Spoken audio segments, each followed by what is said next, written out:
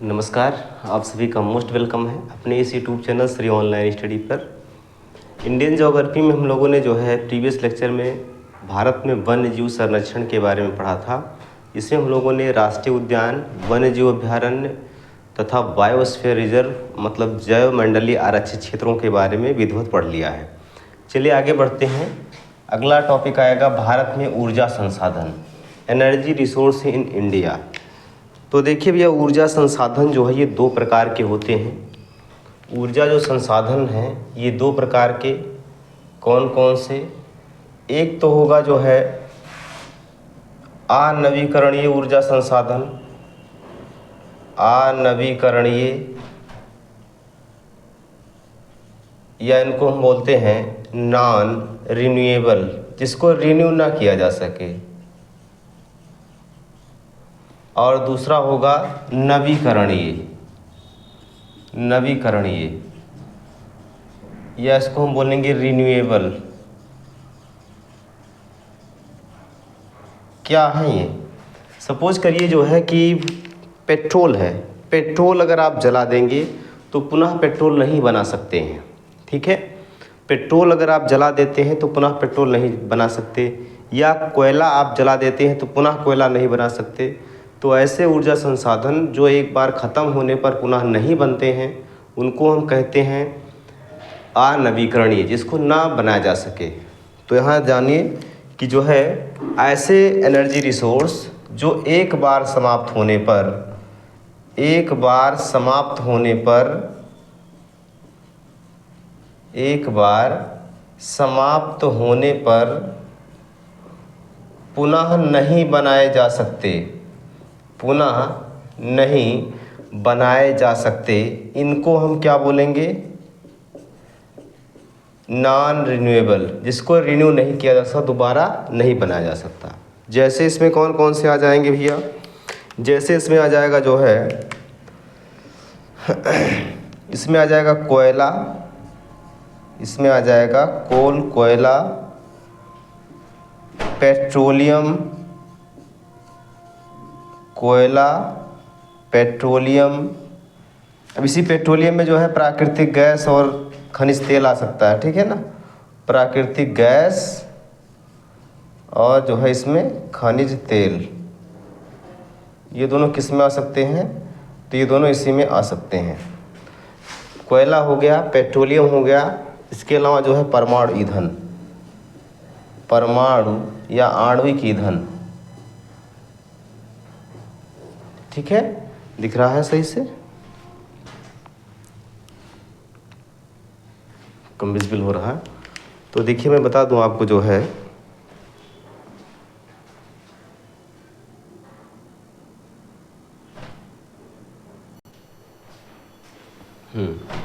देखिए ऐसे ऊर्जा संसाधन जो एक बार समाप्त होने पर पुनः नहीं बनाए जा सकते उनको हम कहते हैं अनवीकरणीय या नॉन रिन्यूएबल एनर्जी रिसोर्सेस। इसमें कौन कौन से आएगा? इससे कोयला हो गया, पेट्रोलियम हो गया, परमाणु ईंधन, परमाणु ईंधन में जैसे uranium, thorium, plutonium, uranium, thorium, plutonium, ये सब आ सकते हैं इसमें, ठीक है। बात क्लियर हुई? तो ये होते हैं जो है अनवीकरणीय ऊर्जा resources, non renewable energy resources. नवीकरणीय में क्या होगा भाई? इसमें ऐसे एनर्जी रिसोर्स आएंगे, ऐसे ऊर्जा स्रोत जो एक बार नष्ट होने पर, ऐसे ऊर्जा स्रोत जो समाप्त होने पर पुनः बनाया जा सके, समाप्त होने पर पुनः बनाया जा सके या बनाए जा सके, बनाए जा सके, इनको हम क्या बोलेंगे? नवीकरणीय ऊर्जा स्रोत, रिन्यूएबल एनर्जी रिसोर्स। कौन कौन से इसमें आएंगे भाई? जैसे इसमें जो है देखिए कौन कौन से आ जाएंगे। इसमें आ जाएंगे जैसे जैव ईंधन, जैव ईंधन आ जाएगा इसमें। जैव ईंधन का मतलब क्या हो जाएगा? जैव ईंधन का मतलब हो जाएगा जैसे गोबर गैस, या जिसको बोलते हैं बायोगैस, बायोगैस, बायोगैस या गोबर गैस। इसके अलावा जो है लकड़ी, लकड़ी को जलाएंगे तो कोयला प्राप्त होगा। लकड़ी का कोयला या इसको क्या बोला जाएगा भाई, लकड़ी के कोयलों को हम चारकोल के नाम से जानते हैं। चारकोल, लकड़ी का कोयला क्या कहलाता है? जैसे लकड़ी जल रही है, उस पर पानी डाल के बुझा के कोयला प्राप्त करिए तो उस लकड़ी के कोयले को कोयला नहीं कहते, चारकोल कहते हैं। ठीक है, लकड़ी का कोयला। इसके अलावा और क्या आ जाएगा? घास फूस।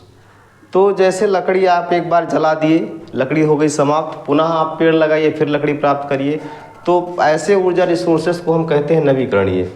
जैव ईंधन के बाद और क्या आ सकता है? जैसे सोलर एनर्जी आ सकता है, सौर ऊर्जा, पवन ऊर्जा,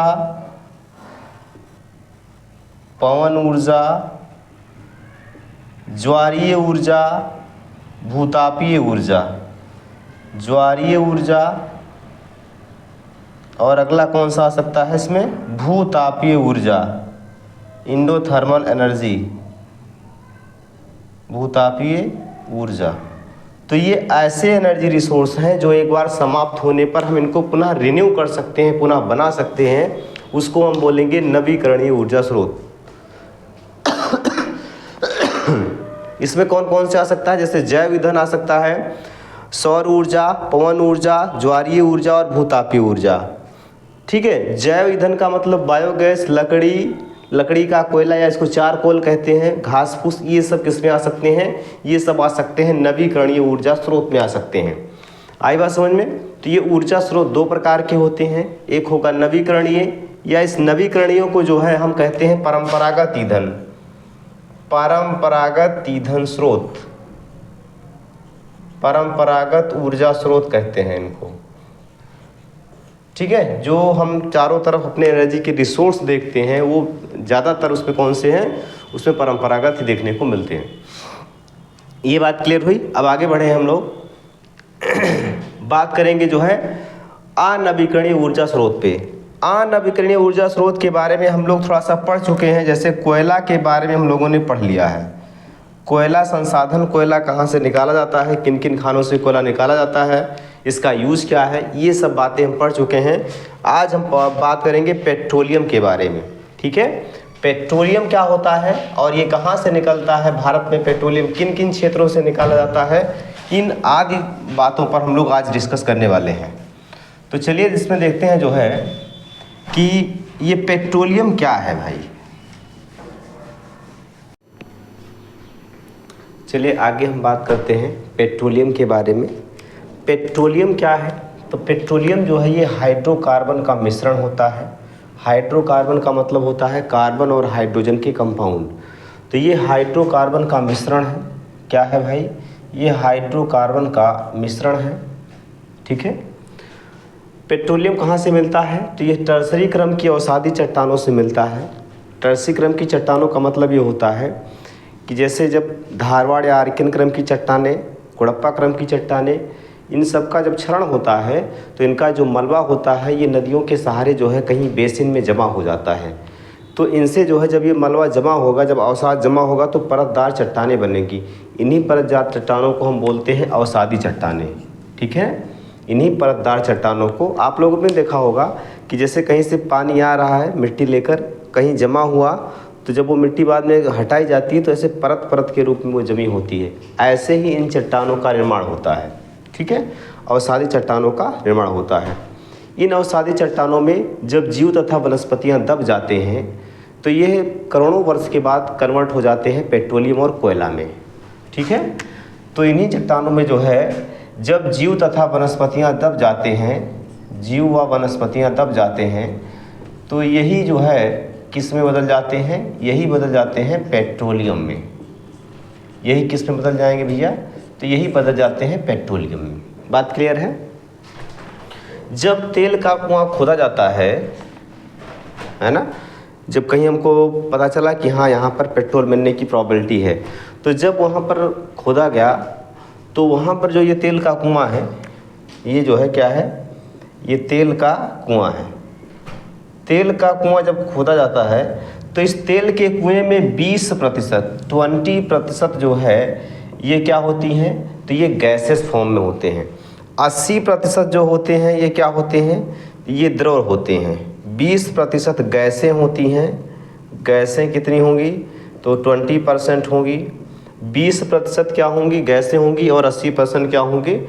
द्रव होंगे। जो ये गैसें होती हैं, इन गैसों में प्राकृतिक गैस जो होती है, इन गैसों में प्राकृतिक गैस कितनी होती है? तो 20% होती है। और इसमें प्राकृतिक गैस में मेनली क्या होता है? मीथेन। प्राकृतिक गैसों में मेनली क्या होता है? मुख्य रूप से क्या होता है? मीथेन होता है। जब इसी मीथेन को एक सिलेंडर में भरकर बहुत ज़्यादा दबाव डालते हैं तो यह गैस ना रहकर किस में बदल जाता है?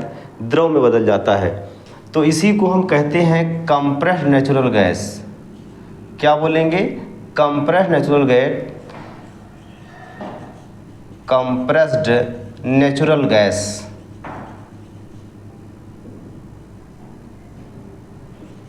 Compressed natural gas. इस कंप्रेस्ड नेचुरल गैस में कौन सी गैस होती है? तो इसमें मुख्य रूप से होती है मीथेन। इसमें मुख्य रूप से क्या होती है भैया? मीथेन होती है। इसके अलावा और गैसों में प्रोपेन और ब्यूटेन भी मिलता है। प्रोपेन और ब्यूटेन। प्रोपेन और ब्यूटेन को भी जो है जब इस पर दबाव डाला जाता है तो ये लिक्विड फॉर्म में कन्वर्ट हो जाते हैं, द्रव अवस्था में बदल जाते हैं, जिसको हम एलपीजी के नाम से जानते हैं, liquefied petroleum gas. Liquefied petroleum gas के नाम से इनको जाना जाता है। लिक्विफाइड पेट्रोलियम गैस के नाम से प्रोपेन और ब्यूटेन को जाना जाता है। आगे हम देखेंगे जो है कि ये जो 80% द्रव है इसमें क्या क्या मिलते हैं। तो इस 80% द्रव में जो है पेट्रोल, केरोसिन, इसको मिट्टी का तेल कहते हैं, मिट्टी का तेल, पेट्रोल हो गया, kerosene, diesel, petrol, kerosene, diesel, lubricant, क्या मिलेगा? लुब्रिकेंट, अलकतरा, लुब्रिकेंट मतलब मोबिल जिसको बोलते हैं। इसके बाद जो गाढ़ा और गाढ़ा होगा, मोबिल से और गाढ़ा जो होता है उसको बोलते हैं कोलतार या अलकतरा। जब उसको फिल्टर करते हैं तो बहुत सारी चीज़ें मिलती हैं उसमें। इसके बाद मिलता है पैराफिन। पैराफिन का मतलब वैक्स, मोम, और उसको फिल्टर करते हैं जो है अलकतरा को, तो उसमें पेट्रोलियम जेली वगैरह भी मिलते हैं। ठीक है ना? पेट्रोलियम जेली जो है ये मिलते हैं, जिसको हम सौंदर्य प्रसाधन में जो है यूज करते हैं, ओठ वगैरह पे जो है लगाया जाता है, पेट्रोलियम जेली उसको कहा जाता है। तो ये सारी की सारी चीज़ें कहाँ से मिलती हैं? इसी 80% जो है द्रव से मिलती हैं। ठीक भाई, चलिए अब हम आगे डिस्कस करेंगे कि भारत में जो है तेल का कुआं सबसे पहले कहाँ खोदा गया, और उनके साथ साथ जो भी पेट्रोलियम के रिसोर्स भारत में हैं कहाँ कहाँ पर हैं उनके बारे में बात करेंगे। चलिए देखते हैं।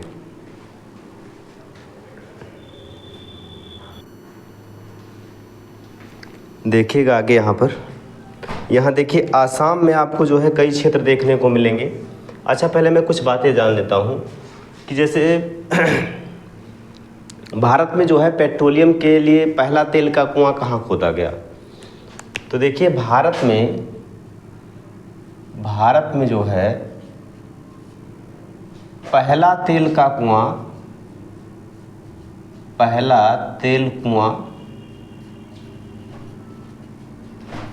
ये खोदा गया जो है 1867 में माकूम क्षेत्र में। माकूम क्षेत्र कहाँ पर पड़ेगा भैया? ये आसाम में पड़ेगा। कहाँ पर पड़ता है ये? आसाम में पड़ता है माकूम क्षेत्र। ठीक है। पहला तेल का कुआं जो है ये माकूम आसाम क्षेत्र में खोजा गया था।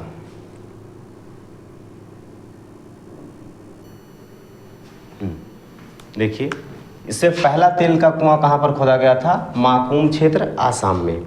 लेकिन ये जो है छोटे लेवल पर था। बड़े पैमाने पर जो है 1889 के करीब में जो है 1889 में जो है डिगबोई ये डिब्रूगढ़ के पास है। डिगबोई ये भी आसाम में है, जहाँ पर जो है बड़े पैमाने पर पहला तेल उत्पादन शुरू हुआ। बड़े पैमाने पर पहली बार तेल उत्पादन शुरू हुआ। पहली बार तेल उत्पादन शुरू हुआ। ठीक है।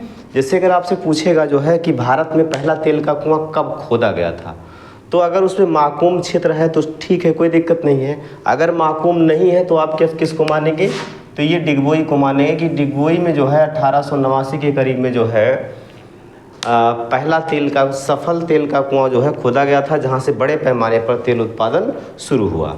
ठीक, आसाम के ऐसे कौन कौन से क्षेत्र हैं जहां से तेल का उत्पादन होता है, तो याद रखिएगा डिगबोई। कौन सा क्षेत्र है, डिगबोई है। डिगबोई के बाद अगला क्षेत्र आप याद रखिएगा जो है नाहरकटिया। नाहरकटिया, अगला याद रखिएगा सुरमा घाटी। सुरमा घाटी, और अगला है हगरीजन मोरान। तो ये 4 क्षेत्र आसाम के हैं जिनको आपको याद रखना है, डिगबोई, नाहरकटिया, सुरमा घाटी और हगरीजन मोरान। ठीक है। इसके अलावा जो है यहाँ पश्चिमी क्षेत्र में जो है, यहाँ पर ये पश्चिमी क्षेत्र आएगा, पश्चिमी क्षेत्र है ये। पश्चिमी क्षेत्र में जो है इस वाले एरिया में खंभात की खाड़ी एरिया के पास जो है, यहाँ से तमाम तेल उत्पादक क्षेत्र प्राप्त हुए हैं, इस वाले एरिया से पूरे के पूरे। यहाँ पर कौन कौन से तेल उत्पादक क्षेत्र है उसको देखिएगा। ठीक है, पश्चिमी क्षेत्र में तो जैसे अंकलेश्वर। अंकलेश्वर, अंकलेश्वर कहाँ है, गुजरात में है। ये सब के सब क्षेत्र गुजरात के हैं। अंकलेश्वर हो गया। अंकलेश्वर के बाद जो है अगला कौन सा है, सानंद, कलोल, कलोल क्षेत्र है। ठीक है, और कौन सा एक है, लुनेज क्षेत्र। लुनेज क्षेत्र, ये सब के सब क्षेत्र कहाँ के हैं भाई, तो ये सब के सब क्षेत्र जो है गुजरात के हैं, और ये किस में आते हैं, पश्चिमी क्षेत्र के अंतर्गत आते हैं। ठीक है, ये किस में आते हैं, पश्चिमी क्षेत्र में आएंगे। पूछेगा कि अंकलेश्वर कहाँ पर है, तो अंकलेश्वर गुजरात में है। किस लिए प्रसिद्ध है, तो ये खनिज तेल उत्पादन के लिए, पेट्रोलियम उत्पादन के लिए प्रसिद्ध है। यहाँ पश्चिमी अपतटीय क्षेत्र की अगर हम बात करें, तो पश्चिमी अपतटीय क्षेत्र में जो है यहाँ पर आपको देखने को मिलेगा बॉम्बे हाई। यहाँ पर जो है बम्बई से लगभग जो है 176 किलोमीटर की दूरी पर यहाँ समुद्र के अंदर एक स्थान है बॉम्बे हाई। बॉम्बे हाई, या इसको मुंबई हाई भी कहते हैं, बॉम्बे हाई। बॉम्बे हाई जो है ये भारत में सर्वाधिक खनिज तेल उत्पादन करता है। भारत में सर्वाधिक खनिज तेल उत्पादन कहाँ से होता है, तो यहीं से होता है। भारत में सर्वाधिक खनिज तेल उत्पादन जो है ये यहीं से होता है, लगभग 60%। कितना परसेंट, लगभग 60%। एक स्थान और है वेसिन क्षेत्र, इसी के बगल में यहाँ पर है वेसिन क्षेत्र। तो ये वेसिन क्षेत्र जो है ये भी किस लिए प्रसिद्ध है, तो ये वेसिन क्षेत्र और बॉम्बे हाई ये दोनों अपतटीय क्षेत्र में। अपतटीय क्षेत्र का मतलब होता है तट से समुद्र में। जैसे ज़मीन पर हमको खनिज मिलते हैं, ऐसे समुद्र के अंदर भी खनिज मिलते हैं। तो जो समुद्र के अंदर क्षेत्र होता है उसको हम कहते हैं अपतटीय क्षेत्र। ठीक है ना, बताइए, क्लियर है बातें, आगे बढ़े।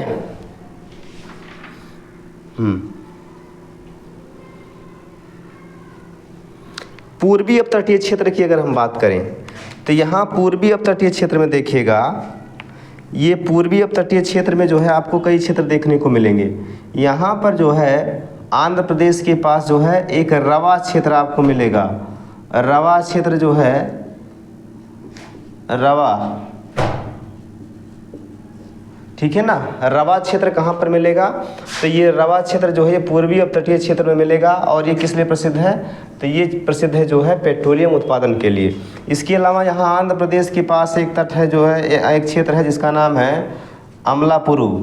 अमलापुरु भी जो है ये पेट्रोलियम उत्पादन के लिए प्रसिद्ध क्षेत्र है।